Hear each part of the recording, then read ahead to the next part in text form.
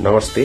PM किसान सम्मान निधि योजना के लिए सभी किसान भाइयों के लिए बहुत बहुत खुशखबरी है, क्योंकि प्रधानमंत्री श्री नरेंद्र मोदी जी ने पीएम किसान सम्मान निधि योजना में जो 22वीं किस्ती जल्द ही जारी किया जाएगी। तो 13 मार्च असम के गुवाहाटी में जो 22वीं किस्ती हस्तांतरित किया जाएगा। देश के लिए लगभग सभी किसानों के लिए अपने खाते में 22वीं किस्ती डालेगी।